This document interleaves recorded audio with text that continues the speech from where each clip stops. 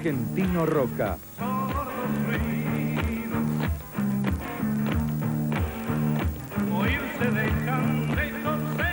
Historia confidencial.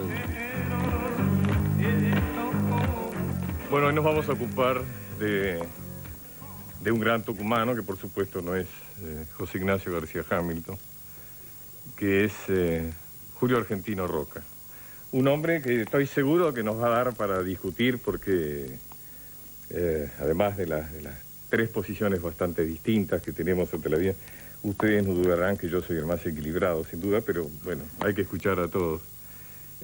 Julio Argentino Roca, la conquista del desierto, tema polémico, su conflicto con la iglesia, el hecho que de alguna manera basó gran parte de su progreso, no tuvo inconvenientes en reprimir por las armas a quienes se le oponían. Bueno, estoy seguro que vamos a discutir y vamos a enterarnos de cosas que no conocíamos. Y ahora vamos al informe de Felipe Piña, como siempre, al principio de nuestra historia confidencial. Se estrena orgullosa en 1880 su nuevo título de capital federal de una Argentina que se moderniza según los parámetros europeos. Gobierna el país una oligarquía que basa su poder en la propiedad de la tierra y se desentiende de toda actividad que implique inversión de riesgo y esfuerzo. Había llegado para ellos el momento de disfrutar de sus éxitos económicos y políticos.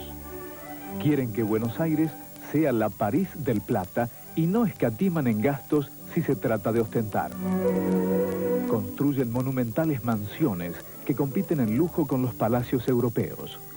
Buenos Aires parece la capital de un imaginario imperio rico. En pocos años, durante las presidencias de Mitre, Sarmiento y Avellaneda, la élite dirigente vence las últimas resistencias del interior, como la del Chacho Peñalosa, Felipe Varela y López Jordán. Pacta con las oligarquías provinciales, consolidando la centralización del poder político y económico, extendiendo el control del Estado sobre todo el territorio nacional. Esta nueva hegemonía le permite al general Julio Argentino Roca asumir la presidencia de la Nación en 1880 bajo un lema que resume las aspiraciones del grupo gobernante: paz y administración. Fusiles y empréstitos, según el irónico comentario de Sarmiento. El nuevo presidente había nacido en Tucumán hacía 37 años. Roca había ganado un importante prestigio entre la élite dirigente y los inversores extranjeros por haber comandado exitosamente un año antes la conquista del desierto. El propio Roca había definido con sus palabras la relación de fuerzas. Tenemos 6.000 soldados armados con los últimos inventos modernos de la guerra para oponerlos a 2.000 indios que no tienen otra defensa que la dispersión ni otras armas que la lanza primitiva. La conquista del desierto significó además la transferencia de millones de hectáreas a un reducido número de familias cercanas al poder que pagaron por ellas sumas irrisorias. Fue el ejército el que realizó la conquista por cuenta y orden del Estado Nacional. Y fue el ejército la institución que mayor poder e influencia adquirió a partir de este hecho. El grupo dirigente del 80 adhiere al liberalismo económico, pero practica un claro conservadorismo político, reservándose el manejo de los mecanismos del poder al considerarse los únicos aptos para detentarlo. El uso del fraude electoral es moneda corriente y está facilitado por el sistema de voto cantado, la inexistencia de padrones oficiales y el ejercicio de la intimidación y la violencia. Esto aleja a la gente común de la política, a la que ve como una farsa, sin partidos que la representen y sin posibilidades de expresar libremente su opinión. La clase dirigente que acompaña este proceso de modernización en el que el progreso económico y la organización política provocan el surgimiento de una nueva sociedad es la denominada generación del 80. La idea de progreso en el campo social, junto a la fe en los avances del capitalismo industrial, generan una visión optimista del futuro humano. Esta visión, propia del positivismo, requiere para su realización eliminar los obstáculos que para los hombres del 80 son principalmente la tradición, tanto indígena como hispánica, y la falta de una educación al estilo europeo. Las ideas de Alberdi y Sarmiento parecen ponerse en práctica. La Argentina se integra a la economía europea y al mercado mundial como compradora de manufacturas y proveedora de materias primas. Aunque las vacas son más pesadas, la balanza comercial siempre nos será desfavorable. A la élite no le interesa invertir en la industria, no se preocupa siquiera en instalar lavaderos de lana o frigoríficos. Que lo hagan los ingleses, dirán con dudoso orgullo. Se sienten muy cómodos cobrando sus exportaciones en oro y pagando a sus empleados en pesos devaluados. Haciendo gala de un irresponsable egoísmo, suponen que todo lo que necesitan lo pueden importar. ¿Para qué producirlo aquí? Ante la falta de inversores locales, todas las tareas de infraestructura deben ser encaradas por el Estado. A mí siempre me llamó la atención esta frase tan repetida, conquista del desierto, ¿no? Es una frase que tiene, alguna de las dos partes es incorrecta, digamos, o no era un desierto, no era una conquista, porque conquistar un desierto es algo medio impensado, ¿no? ¿Cómo se conquista un desierto? Se ocupa en todo caso, pero si es desierto no necesita conquistarse. Eso tiene que ver con la idea de la generación del 80 en torno a que la gente que vivía en el desierto, efectivamente, digamos, nuestros antepasados los indios, como lo llamaba San Martín, no eran en todo caso vida para esta gente y simplemente había que ocupar ese territorio. De ahí la idea de desierto, como se calificaba a las zonas habitadas por los indios de aquel entonces, ¿no? Entonces creo que es interesante discutir este concepto de conquista del desierto, porque alguna de las dos partes, evidentemente, alguna no cierra, ¿no? Cuando Roca llega a Buenos Aires, después de la batalla de Pavón, Roca viene a caballo. Es un chico de 17 años. Cuando, después de su segunda presidencia, Roca viaja a Europa, ya a principios del siglo XX, han pasado medio siglo, esa aldea de 100.000 habitantes se ha convertido en una ciudad de 1 millón de habitantes, y ese país que no exportaba un grano de trigo ni 1 kilo de carne es el principal exportador de granos y de carnes del mundo, y los príncipes y los presidentes europeos lo reciben a Roca como el representante de uno de los 10 principales países del mundo, como uno de de ellos. La Argentina ya tiene automóviles y hasta aviones. Está Jorge Newbery volando, y el mismo Roca, cuando llega a París, va a verlo a Santos Dumont volando su Blériot. El mundo ha cambiado. La Argentina ya está entre los principales del mundo. Bueno, ahí vemos, ya como les anticipaba en mi introducción, dos posiciones, porque digamos que el informe de Felipe ha sido bastante crítico hacia Roca. En cambio vos sos muy elogioso, así que seguramente vamos a tener una discusión reveladora. Es interesante el concepto de liberalismo, vos que sos un liberal de fuste, habría que ver si realmente la definición de liberal cuadra, ¿no?, para Roca y los notables de su época, porque si bien por una parte propugnaban el liberalismo económico, el liberalismo cultural, al mismo tiempo podríamos decir, ¿no?, que eran bastante autoritarios, eran bastante influyentes, ¿no?, en su manejo, Felipe, en su manejo político, ¿no? Sí, Felipe ha usado el término conservador, y es válido si lo comparamos con una democracia participativa como la que tenemos en la actualidad.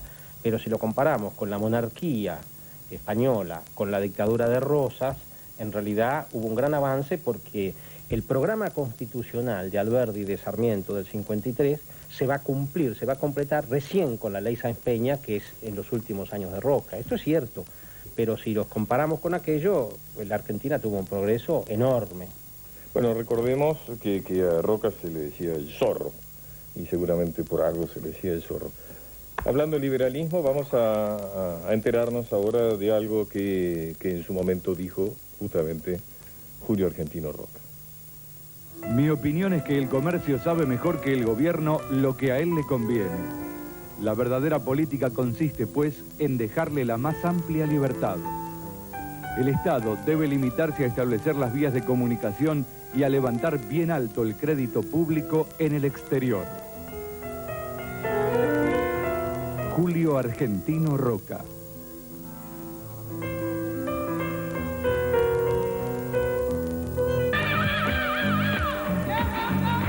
Historia confidencial. Julio Argentino Roca.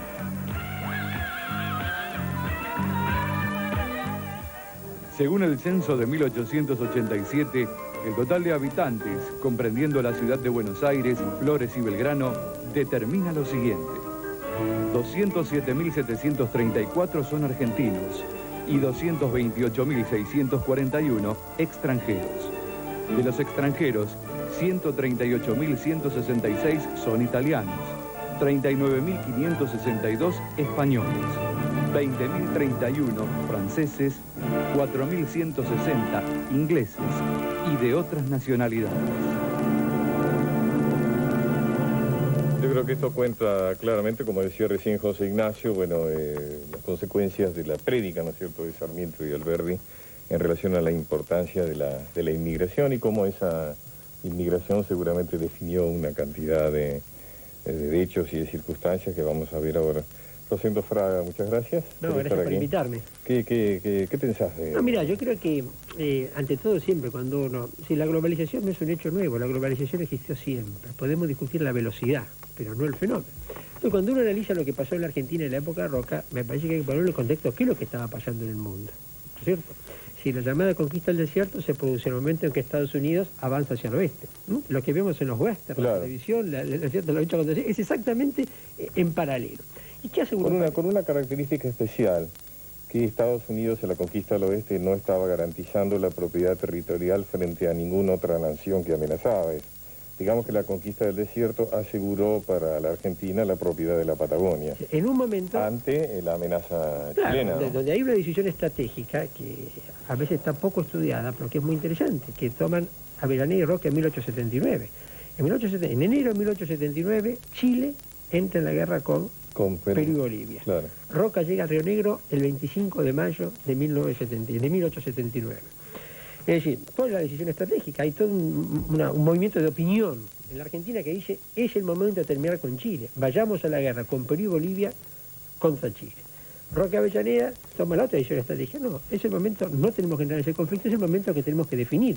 Aprovechemos las circunstancias. Donde en realidad hay una decisión estratégica chilena que fue el futuro de Chile está en el norte, está en el Salitre. Claro. La Patagonia, como decía Darwin, es un territorio sin valor económico. Pero, ¿qué pasaba en Europa? Es el momento en que Europa avanza sobre el África y sobre parte del Asia. ¿Correcto? Claro. Este es lo que estaba pasando en última instancia. Perdón, Rosendo, y cuando a Roca le dicen, pero ¿y el peligro de Chile? Roca le dice, denme 6 años de paz y la Argentina será invencible. 6 años de paz y administración y la Argentina no la puede vencer nada. Absolutamente. Mira, en ese momento, en 1879, población y PBI chileno, con Argentina éramos 1-1. 1920, población y PBI argentino a 7-1 con Chile. 7-1 con Chile. 7-1, de 1879 a 1900. Y lo que vos decís también de la campaña de opinión, y la gente se olvida que la campaña del desierto primero se hace en la presidencia de Avellaneda, no en la de Roca, sí. Y después es el fruto de una ley. Y esa ley se dicta después del libro de Ceballos, donde se hace toda una campaña de opinión pública, y todos los sectores votan en el Congreso a hacer esa campaña, porque hasta ese momento se venía ganando el desierto interior con los inmigrantes. Ahora se va a ganar un desierto exterior, digamos, la línea de fronteras era la línea Alsina, la famosa zanja Alsina, y lo que se gana para la producción son 500.000 kilómetros cuadrados, es más que algunos países europeos. Recordemos que dijiste la primera campaña de Avellaneda, bueno, sé que la primera campaña fue de Rosa, ¿no es cierto? Pero, bueno, sí. Pero yo digo, uno puede cuestionar todo lo que se hizo, como los historiadores mañana cuestionarán las cosas que estamos haciendo hoy y parecerán cosas falsas. Lo que hay que entender que ese no fue un fenómeno argentino ni local, fue un fenómeno, el progreso ¿qué era? El progreso era colonizar. ¿Cuál era el progreso de Francia, de Gran Bretaña? Esa es la ideología, ¿no es cierto?, dominante. Ocupar. Claro, y es cierto, civilizar, ¿qué era? Civilizar era, para Europa, establecer colonias. Ocupar para producir. Esta es la realidad. Sí, uno puede, en última instancia, es un cuestionamiento al modelo global, pero en última instancia acá se hizo esto localmente. Yo creo que hay un aspecto muy importante de Roca que muchas veces queda en un segundo plano. Y yo casi diría, Roca jugó un papel fundamental en la construcción de un Estado fuerte. Tenía un proyecto. Construcción del Estado fuerte. Había un proyecto. Este es un punto realmente importante, porque paradójicamente el proyecto de insertar la Argentina en la economía mundial requería de un Estado fuerte, no de un Estado débil. Había que crear servicios, ¿no? Primero, se crea, es decir, se termina con las milicias provinciales. Es decir, la revolución del 80, es decir, el último esfuerzo de una sublevación contra el gobierno nacional de una milicia local que era la de Buenos Aires. Se extiende el telégrafo. Es decir, el poder presidencial ferrocarril. claro, se fortalece frente a los gobernadores. Digamos, ¿cuál era el poder de Roca? El poder de Roca era uno que él era provinciano y tenía el apoyo de los ligas de gobernadores, es decir pero estaba gobernando desde Buenos Aires. O sea que más allá de la inquina que despertaba en muchos porteños, había una unidad nacional en ese sentido que era un representante de los gobiernos provincianos que estaba gobernando desde Buenos Aires. Después él tenía un partido muy fuerte, ¿no es cierto?, que era el PAN. Y por otra parte, él era la persona más prestigiosa dentro del ejército.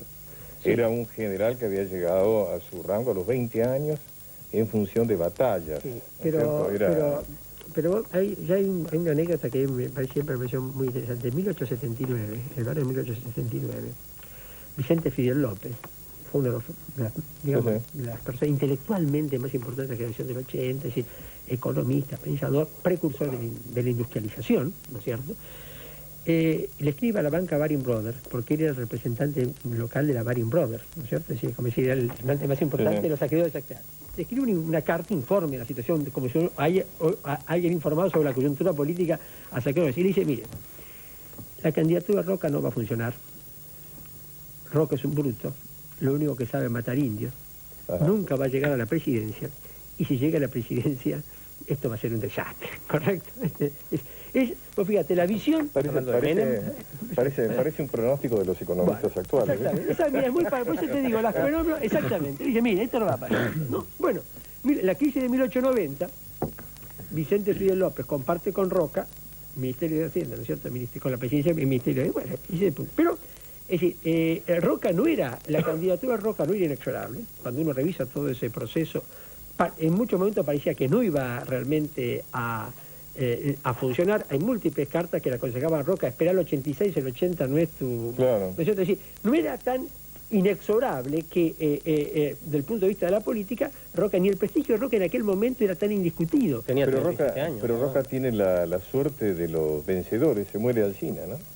Se muere Alsina, pero aún después de Alsina, cuando uno revisa todo el proceso de la candidatura, Roca en modo alguno tenía la candidatura asegurada, ni era una candidatura que tuviera, ¿no es cierto?, y muchos de esos tenían, espera hasta el 86, ¿no es cierto?, y cuando vos revisás las cartas, todo ese proceso, en muchos momentos Roca duda de su Sin embargo, él después de la presidencia sale como el árbitro único de la política, el hombre fuerte hasta el siglo XX, ¿no? Claro, pero él también, vos fíjate, en 1892 trató de llegar y fracasó, cuando arma la candidatura de Luisa Peña. Y es discutible, pero sin el peligro de guerra con Chile en 1898, es posible que Roca no hubiera llegado a la segunda vez. Claro. Porque el gran argumento de Pellegrini para resignar la suya... Bueno, pero ¿dónde estuvo la grandeza de decir, integra ese desierto y gana la producción de estas 500.000 hectáreas, ¿no es cierto? Pero para mí la grandeza es, mira, si yo eligiera un tema, ¿no es cierto?, lo más importante es la construcción de un Estado fuerte. En última instancia, yendo a lo que vos decías, ¿no es cierto?, en realidad él lleva a los hechos el proyecto de Alberti y el proyecto de Sarmiento. Pues mira, desde el punto de vista de la educación pública, la ley es de Roca. Y su conflicto con la Iglesia, a mi juicio, es muy interesante, porque no es un conflicto religioso, es un conflicto político. El conflicto de la Iglesia, ¿por qué? Porque es la construcción de un Estado fuerte. Entonces, es decir, la educación, la Iglesia, la educación la hace el Estado. Del Estado también. El casamiento lo hace... ¿No es cierto? Lo hace... Es la ley del casamiento civil, que hasta esa época era solamente religiosa. La construcción es aquella frase de Roca con el correo, dice si seguimos lo que nos dicen que hay que privatizar todo, al final le vamos a tener que privatizar el correo, lo cual en la mentalidad de Roca le parecía impensable porque ese era un recurso estatal. Es decir, la construcción del Estado fuerte me parece absolutamente como un punto fundamental. De ahí deriva... Además aparece una reflexión en este momento en que hemos llegado a un Estado tan débil, ¿no? Absolutamente. Claro, es decir, para ellos no había incompatibilidad entre Estado fuerte y liberalismo económico. El Estado un Estado tan fuerte que Roca por primera vez es un presidente que puede decidir quién lo sucede, ¿no? Que lo sucede su concuñado, Juárez Selman, ¿no? Pero digamos hasta ese momento... Sí, bueno, hasta ese... o sea, es decir, que el Estado fuerte se acompaña de una política de cierta racionalidad, ¿no? Bueno, yo creo donde se toman decisiones, donde ahí va, él tiene bien en claro que la riqueza es ganadera y es agrícola.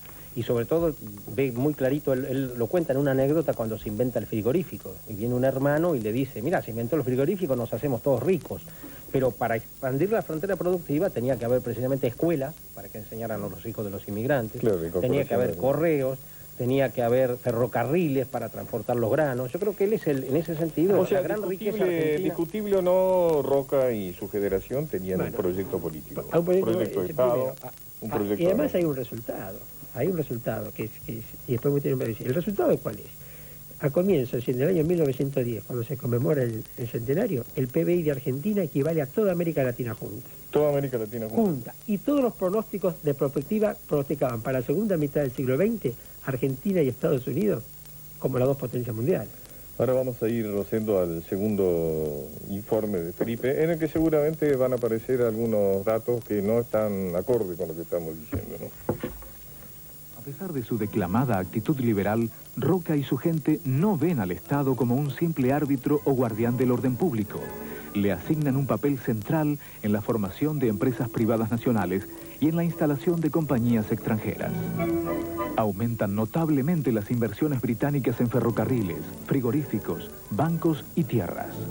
Consecuentemente, a 4 años de asumir Roca, la Argentina destina casi la mitad de sus ingresos al pago de las deudas contraídas con los bancos extranjeros. En poco tiempo, una verdadera telaraña de vías cubre la pampa húmeda, llevando los productos agropecuarios a los puertos.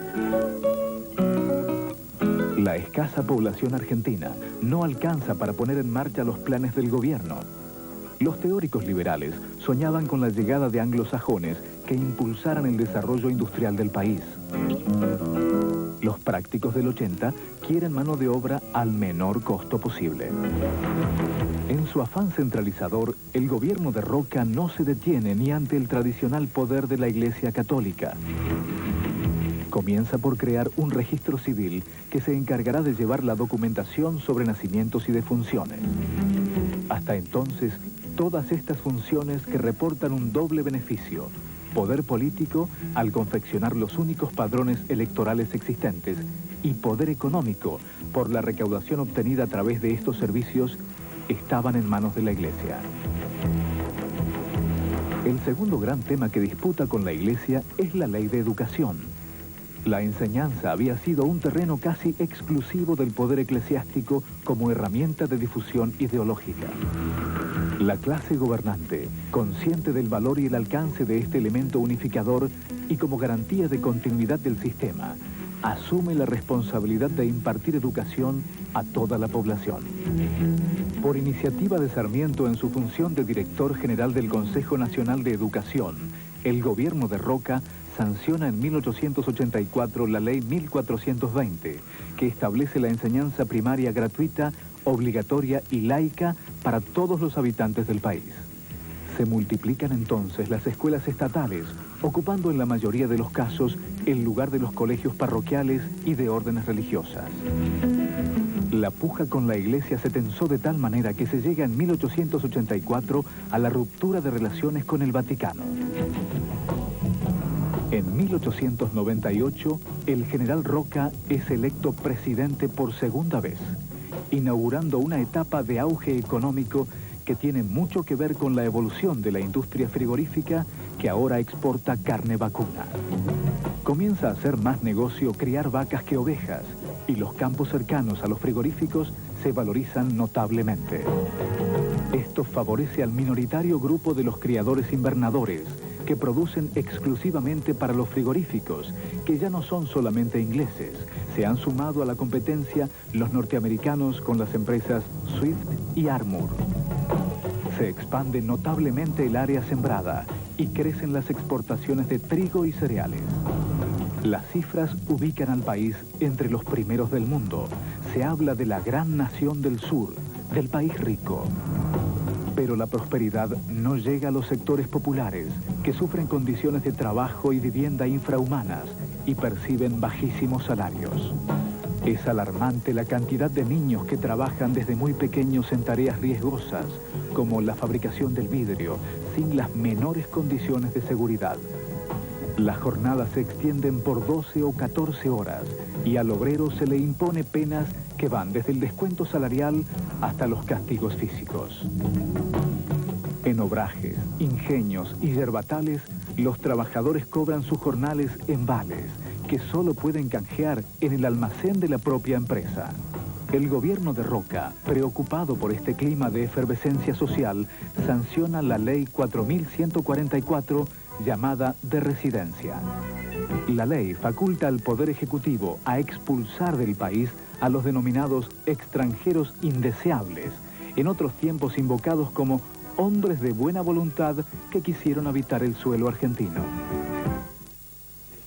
De alguna manera la ley de residencia 4144 era el final de un proceso por parte de la élite en cuanto a cómo concebía la inmigración, ¿no? A partir de ese generoso preámbulo de todos los hombres de buena voluntad que quieren habitar el suelo argentino, la idea de la élite con respecto al inmigrante va cambiando. De alguna manera ya lo expresaba Sarmiento cuando decía que chasco nos llevamos con la inmigración, ¿no? En cuanto a qué tipo de inmigrante había venido a la Argentina. Y entre los inmigrantes que vinieron también entraron varios activistas sindicales, particularmente anarquistas y socialistas, que van organizando el movimiento obrero a partir de la situación tan grave que veíamos en el informe. Y es así como ya para principios del siglo, digamos, esta idea de amplitud en torno a la inmigración va cambiando y aparece esta ley muy represiva, la 4144, que estará en vigencia nada menos que hasta 1958, durante la presidencia de Frondizi, recién es derogada, y permite la expulsión del país de cualquier extranjero indeseable, entre comillas, palabra muy subjetiva, por cierto, pero que implicaba sobre todo la expulsión de sindicalistas, ¿no? Que fue muy importante en la primera década del siglo para aplacar la intensidad del movimiento anarquista. Así que esta ley es una ley que de alguna manera va a modificar la composición del movimiento obrero y va a hacer que las organizaciones obreras, particularmente las anarquistas, vayan colocando en su dirección a dirigentes argentinos que no podían ser expulsados. Esta preocupación de la clase dirigente por la mano de obra también se expresaba, como algunos decían, en la incorporación de algunos indios derrotados en la llamada conquista del desierto, como expresa este texto de Bárbara. Desde la introducción del Remington y Spencer, ya las lanzas no valen un ardid. La prueba está en que desde 1875 al presente, los indios han ido perdiendo sus mejores caciques y capitanes a más de 10.000 y tantos mocetones que hoy están de cocineros, mucamos y soldados, con mucho más provecho para ellos que antes, que se morían de hambre. Bárbara Federico, militar participante de la conquista del desierto, manual o vocabulario de la lengua pampa, Buenos Aires, 1879.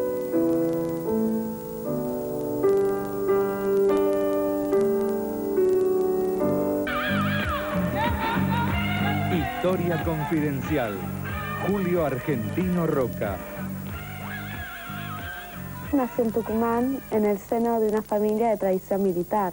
Se casó con Clara Funes, que era una dama de las altas sociedades de Córdoba, y eso le permitió ganar prestigio, digamos, contactos con otras personas.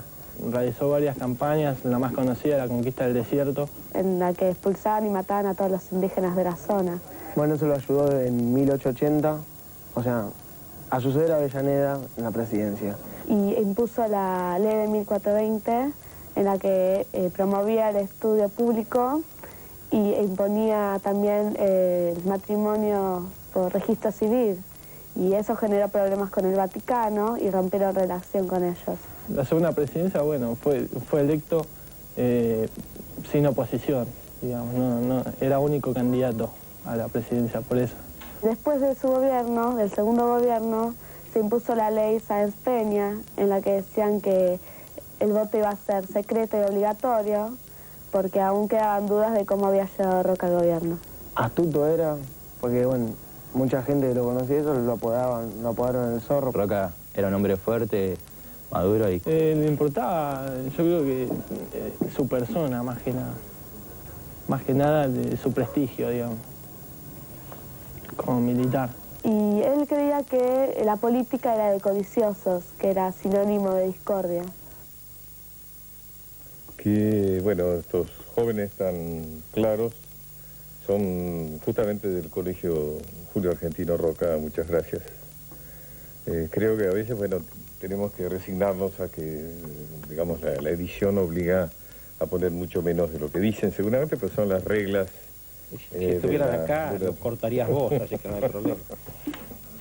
Rosendo, ¿cómo era la situación? Roca mandó un proyecto de Código de Trabajo al Congreso y además dictó la ley de descanso dominical. ¿Cómo era la situación social en tiempos de Roca? Yo creo que la situación social era una situación que uno también tiene que ubicar en el contexto de la época, ¿no es cierto? Entonces había problemas sociales, pero la calidad de vida de los trabajadores en la Argentina en ese momento era superior a la que tenían en Europa.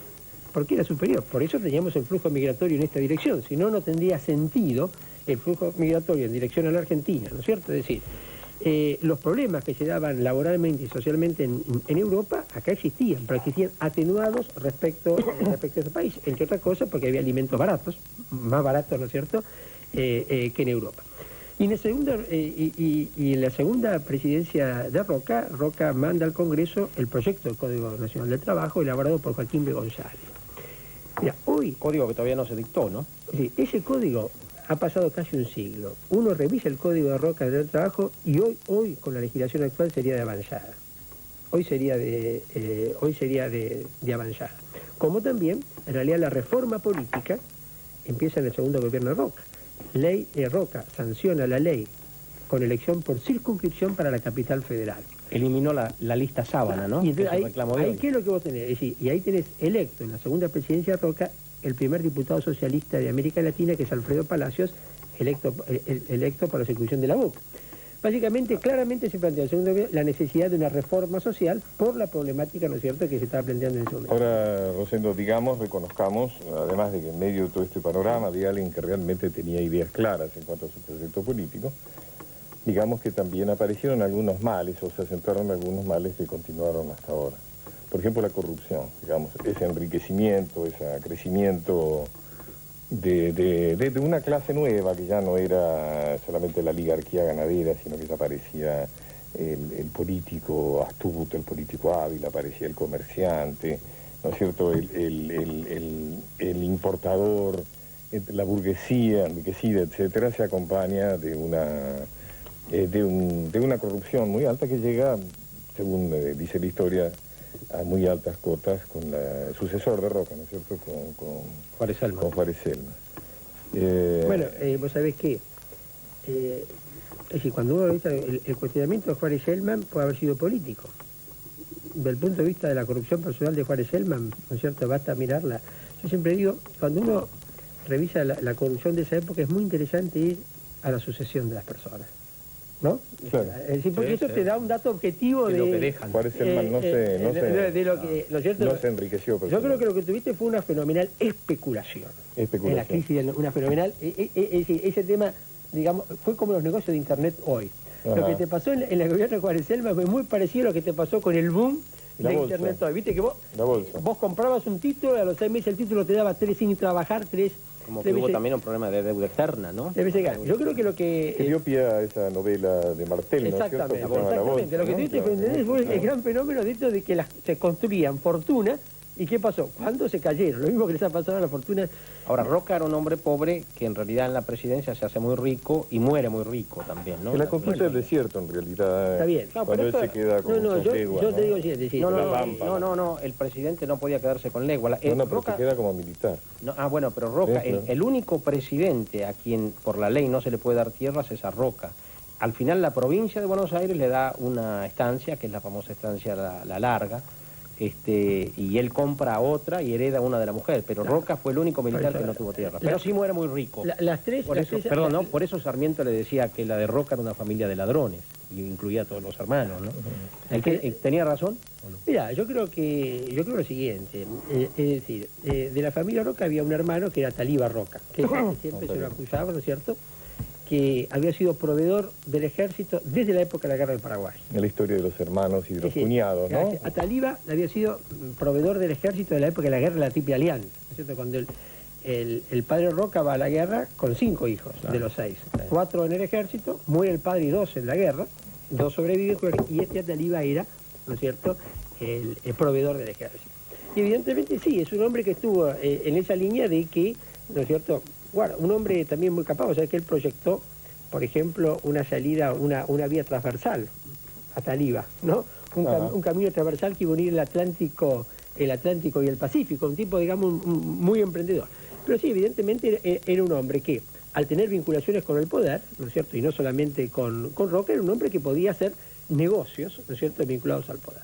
Ahora, yo creo que lo que tuviste en ese momento fue un fenómeno de gran crecimiento económico, de gran acumulación de mucho endeudamiento. De gran acumulación de riqueza, sí, pero un endeudamiento que se traducía en un crecimiento también realmente muy grande, como te digo, si llegabas a tener, ¿no es cierto?, es decir, al quinto exportador del mundo, 10º país del mundo por PBI, el PBI argentino equivalía a toda América Latina, con muchos problemas, pero, insisto, la inmigración, que sabemos que nuestro flujo inmigratorio fue superior al de Estados Unidos en proporción a nuestra población. Mira, ¿por qué era? Porque las condiciones de vida, más allá de los problemas, eran mejores, como en nivel, vos llegabas a 1910 con un porcentaje de analfabetismo en la Argentina, que estaba en el 30-31%, que era inferior al de Italia, inferior al de España. Yo creo que era bueno el informe de Felipe también cuando hablaba cuando empiezan las movilizaciones sociales, ¿no es cierto?, cuando toda esta clase obrera, industrial, comienza a reclamar sus derechos. Y ahí no podemos dejar de nombrar que aparece Leandro N. Alem y que aparece esta Unión Cívica, ¿no es cierto?, que es lo que hoy es ese partido centenario, que es el radicalismo, ¿no es cierto? Hay una paradoja, pero Roca se entendía mejor con los socialistas de Palacio que con los radicales. Absolutamente. Él no puede asimilar el fenómeno del radicalismo, pero sí acepta el socialismo. Con el socialismo tenía, ¿por qué? Porque yo creo que Roca era ante todo un positivista. Claro, uno de sus secretarios, fíjate, uno de sus secretarios en la segunda presidencia es José Ingenieros, que es precursor del pensamiento casi, digamos, marxista en la Argentina. Sí, cómo no. ¿No es cierto? ¿Por qué? Porque era un positivista, y es lo que lo veía los socialistas, gente que era racionales. Claro. Lo que veían los radicales era un sentimiento. Es decir, y además los socialistas... eran más europeos los socialistas, digamos, ¿no? Sí, Eran los socialistas, como Marx y Engels, sabían que para que hubiera un desarrollo social, primero tenía que haber capitalismo. No podía haber capitalismo, no podía haber socialismo sin capitalismo, sin burguesía. Yo creo que diríamos también que es un caso típico de la clase alta, digamos, sobre todo de Buenos Aires, que siempre tuvo y sigue teniendo una gran dificultad para comprender los movimientos nacionales y populares, que le resulta más fácil pensar en categorías europeas que en categorías más nacionales. Estamos con la barbarie de nuevo, ¿no? No. Yo creo que yo creo que hay problemas. El socialismo popular. La evolución de la Unión Cívica Radical es otro capítulo. Es decir, en la revolución del 90, la Unión Cívica Radical es un fenómeno específicamente porteño. Pero con una representación muy clara de lo que eran en ese momento los sectores. Cuando vos vas a la historia, yo diría que sí, la crisis de 1890 tiene mucho de enfrentamiento a Buenos Aires interior. Y muchísimo, muchísimo de porteñismo derrotado en el 80 que intenta en el 90 una revancha. Y el mito dice que el radicalismo nace con la inmigración, pero en realidad los grandes apellidos radicales del 90 son los Alvear, los Álzaga, son todos estancieros. Yo creo que siempre la Unión Cívica Radical tuvo unas limitaciones para poder entender el fenómeno social. Y pues fíjate que los mayores conflictos sociales de la Argentina se dan en la presidencia Irigoyen. Patagonia y Semana Trágica. Bueno, pero digamos que realmente el radicalismo es una representación muy vigorosa de sectores que hasta ese momento no tenían representación y que vienen a cambiar verdaderamente la historia, es lo que obliga la ley Sáenz Peña, etcétera, etcétera. Y es una figura fascinante, la cual nos vamos a tener que ocupar acá, es Leandro N. Alem, hijo de un mazorquero ahorcado, digamos. Claro. Pero el radicalismo es la reforma política. Es decir, es un movimiento de reforma política que el capítulo social no era su punto fuerte. Y hay otro aspecto también que es la creación de la doctrina Drago, que fue ministro de Roca, ¿no? Cuando Estados Unidos interviene por la fuerza en Venezuela para cobrar las deudas y Roca sale a decirle a los Estados Unidos... Y te agregaría un dato que yo creo es muy actual. La primer encuentro de un presidente argentino y brasileño es Roca Camposalles en 1899. El primer encuentro de un presidente argentino-chileno es también enero de 1899, Roca Errázuriz. En el campo de la política exterior, yo diría que también en ese momento se dieron pasos muy fundacionales. Como la doctrina Drago, precisamente. Rosendo, muchas gracias. No, gracias a ustedes. En serio, muchas gracias. Bueno, y ahora justamente algo que hablábamos, que también tiene que ver con esta época, que es, empieza algo que realmente para los argentinos de ahí en más será sumamente importante.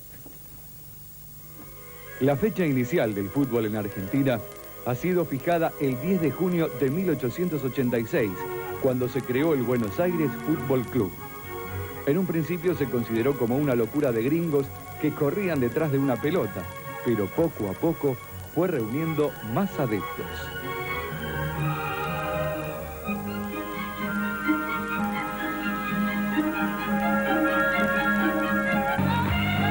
Historia confidencial.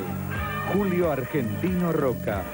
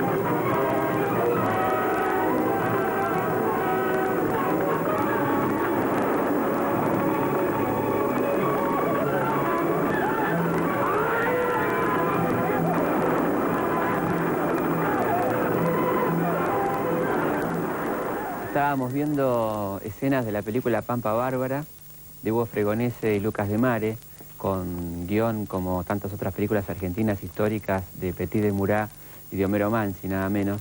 Se estrenó un día bastante particular de la historia argentina, el 9 de octubre de 1945, en el momento que lo estaban deteniendo al coronel Perón, que daría inicio al proceso que termina el 17 de octubre con la liberación de Perón. En ese momento se estrenaba Pampa Bárbara, nuestro primer western, digamos, una especie de copia de los western norteamericanos, con Francisco Petrone, Luisa Beil, y inclusive se trajo a un ambientador de western para hacer la película, Bob Roberts, que había trabajado en los estudios de Hollywood para dar un poco el clima de western, pero con nuestros indios y nuestros soldados de aquella epopeya del desierto. Qué bueno cuando, dijo epopeya del desierto, parece que, después de haberlo criticado tanto. ¿Cómo era Roca? Era un hombre reservado, nunca decía una palabra de más, era muy hábil político, curiosamente porque era un militar de formación, como vos dijiste, siempre ascendió en el campo de batalla, sin embargo se demostró... Sobre todo con Buenos Aires, batalla sobre todo contra Buenos Aires. Claro, ¿no? claro. Sí. Pero él era un hombre muy reservado y se mostró un político eximio, ¿no? Que conservó el poder muchas décadas, ¿no? En lo personal... Él estuvo casado con Clara Funes, una mujer de buena familia y de fortuna, de ahí le vino la buena estancia. Familia quiere decir familia rica y aristocrática. Tradicional, claro. Aristocrática, católica, precisamente... buena para casarse con ella sería, digamos. Bueno, pero curiosamente Roca después cuando lo expulsa al nuncio apostólico es porque el nuncio apoya al obispo Clara de Córdoba, que era el que lo había casado a él. Precisamente su mujer se llamaba Clara y lo había casado el obispo Clara de Córdoba, ¿no? Así que tiene un tremendo enfrentamiento con la Iglesia y después de 16 años en su segunda presidencia, él restablece las relaciones, porque él fomenta que vayan los salesianos a la Patagonia. Y un día que un salesiano se iba a visitarlo al Papa, le trae la bendición. Y le dice, el Papa le manda la bendición, pero con una condición. ¿Cuál? Que la merezca. Y ese merecimiento era el restablecimiento de las relaciones, ¿no? Hablando de conflicto con la Iglesia, alguien que llegó a ser gran maestre, un masón de alta categoría, que fue Sarmiento, sí. ¿No es cierto? Que si bien perteneció en algún momento al gabinete de Roca, en otros momentos no le ahorró críticas, como podemos ver ahora. El pensamiento de un paseo en carruaje a través de la Pampa, cuando no había en ella un solo indio, fue un pretexto para levantar un empréstito enajenando la tierra fiscal. Es necesario llamar a cuentas al presidente y a sus cómplices en estos fraudes inauditos. ¿En virtud de qué ley el general Roca, clandestinamente, sigue enajenando la tierra pública a razón de 400 nacionales, la legua que vale 3.000? Domingo Faustino Sarmiento, El Censor, 18 de diciembre de 1885.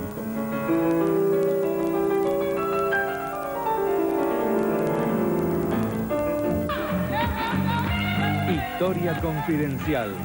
Julio Argentino Roca. Todo el mundo se asombra de que no tengamos el matrimonio civil. No hay extranjero que no diga, muy adelantado el país, pero ¿por qué no tiene el matrimonio civil?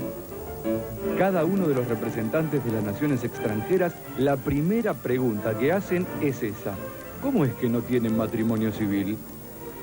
Eduardo Wilde, discurso en el Senado de la Nación, 1884. antes habíamos hablado un poco se había mencionado el tema de Atalíbar Roca, ¿no? El hermano presidencial, como se diría ahora.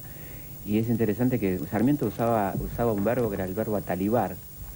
Atalibar, claro. Como sinónimo de corrupción, ¿no? Ajá. Y se cuenta que en uno de los trazados de la línea de ferrocarril en Córdoba, Ataliba hizo desviar el tren 100 kilómetros para que pasara por la puerta de una de sus estancias, como un pionero de algunos otros que vinieron después en la historia, ¿no? Así que bueno, era bastante, digamos, había mucha sospecha de corrupción en torno al gobierno de Roca y su gente que lo rodeaba, ¿no? Digo, es interesante. Y Sarmiento, como Juárez Celman y Roca estaban casados con dos hermanas, y un presidente lo sucedió al otro, Sarmiento decía que Roca y Juárez Celman eran hermanos por el coño. Quedó Sarmiento, pero yo no voy a decir nada de Sarmiento porque acá el amigo se enoja lo del latifundio. ¿Cómo se te enojó? Por favor. Le duró varios días, ¿eh? Le duró varios días. Bueno, Sarmiento no era muy victoriano en sus términos, ¿no? Pero sí se habló de Wilde o Wilde, ¿no es cierto? Bueno, él era uno de los cabecillas de la posición laica, ¿no? Claro. Y pues del otro lado estaba, por ejemplo, Estrada, ¿no? Claro. Creo que Importante la influencia de los ingleses, como él mismo lo dice acá en la frase, ¿no? Los ingleses no solo que se asombraban, sino que querían tener algún tipo de matrimonio civil, pues si no se tenían que casar por la Iglesia Católica, por ejemplo. Sí. Ahora, Wilde era descendiente de ingleses, precisamente, ¿no? Era tucumano, como Roca, y cuando Roca enviuda, precisamente Wilde estaba casado con Guillermina de Oliveira César, una chica muy jovencita, que después va a ser amiga de Roca, ¿no? Amiga íntima de Roca. ¿Alberdi era tucumano? También era tucumano. Entonces nos ocupamos de Alberdi la próxima vez, ¿eh? Bárbaro, ¿cómo no? O de Che Guevara. Me parece que Che Guevara en el próximo programa. ¿Hacemos el Che? Sí. Pasó por Tucumán también. Hacemos, sí. Porque si no, no podríamos cuando iba a ocuparnos. Sudamérica. Bueno, Si no, ¿cómo nos vamos a Y ocupar? después la guerrilla del ERP estuvo en Tucumán, que eran guevaristas también. Claro, es cierto, todo el tacorral. Empezamos, entonces, la próxima vez hacemos el Che Guevara y la otra, después seguimos con Alberdi, ¿eh? Para seguir dentro Bueno, y de Nos pelearemos ¿cómo ahí, nos vamos ¿no? a pelear con el Che? Con el Che interesante, ¿no? Un tema polémico. Porque hay que romper esa idea de que el Che es una imagen en una camiseta. Única. Fashion.